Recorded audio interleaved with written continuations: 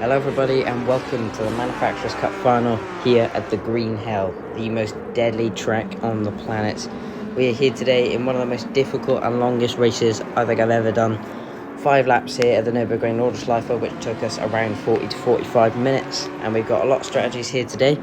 And we're starting P4 in the Ferrari 296 GT3, a very competitive lobby today at the 24-hour Nordschleife layout. We had a decent start, just managing to scrape away with P4 around the first turn since we went off. And then come around on lap 1, we got side by side with Max Verstappen, and then went for the move up the inside, had a nice little move going down into the hairpin on the long straight. And then there was big contact going into the corner. I think he just moved over on Spaniard trying to get past, and then Spaniard, just before he ghosted, hit the rear of me with the loss of control. We can see the replay here from everyone's different views. Yeah, I think it was just a racing incident, really, quite unlucky. Vax did move over slightly, but I don't think he moved over too much. There's illegal. And then coming up here now on lap 1, we get rear-ended into Spaniard again. Spaniard getting hit quite a few times on lap 1. I do apologise for that, but the guy behind me lost the back end and hit me, so there's nothing really I could do. But then I did go on the grass in the corner straight afterwards, so he managed to get back past me. And we were all very close here now. Coming down into the windy section now. Tintin and Max Verstappen, these two had quite a big battle, and quite a scrappy one indeed, because they made contact quite a few times. You can see coming down here, quite a lot of contact as Tintin goes across the grass there. I have to lift off to make sure I don't ram into the back of him as we go over the little jump. Now come around onto the extremely fast section, and Tintin loses the back end in front of me, and I just had nowhere to go, went straight into him. And then Vax just up ahead.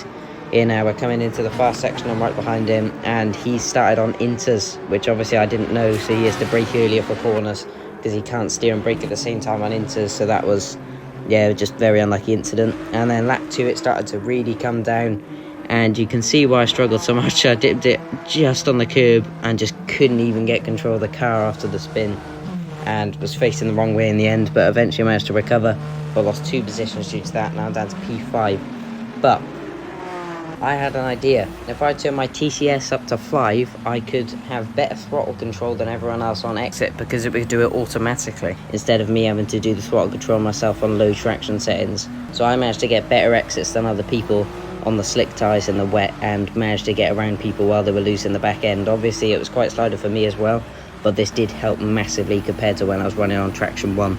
And you could see how much contact there was behind me as the people who boxed for inters on lap 1 just carving through everyone. I don't think there was one car who didn't have contact with another car there. It was carnage. And then Vax just hit Spaniard in front of us. Not sure what's going on here. And then we finally pit on lap 2 for inters, so now we can be more comfortable turning our traction down compared to where we were earlier. And we're quite close with Tintin, and then the guy up in front, I think he was just trying to stretch the hards for too long, and eventually went off track, cut in the corner. And Lucy up ahead, who we've raced a few times, tried to stretch the hards as well, but overall it just didn't really work for stretching hards because track just wasn't drying quick enough. There was so much standing water on track that the hards just couldn't last, and by the end they had to pit for inters anyway. And then we got side by side with Tintin on the penultimate lap of the race, and he went deep into turn 1. We managed to get a nice little switchback, but he was coming back quite quickly as well. And coming up on lap 4, the Swiss guy in front of us, he was also on hards, just struggling on that dry line. Everyone who pitted for hards was already struggling quite a decent amount on the dry line, just trying to keep it on there because the wet line had so much standing water still at this point. I mean, we can see it on board with Max Verstappen. He's going wide as well onto the grass through the fast sections of the track. It's just you dip it slightly off and the car just can't handle it, and it just sends you miles offline. But I think this is the time to pit because our inters are pretty much dead, and the dry line is very, very, very dry compared to the rest of the track. So I box on this lap, and on the final lap we come out now in P3 as Bron just dips it slightly on the wet lines. Is what I'm talking about, and it just brings him completely off the track. But eventually we managed to come through with a very nice P3. Thank you all so much for watching the Manufacturers Cup final. I hope you all enjoyed. Eventually we managed to finish 17th overall for Ferrari, which is my best finishing position ever. So thank you all so much for watching, and I'll see you all in the Nations Cup.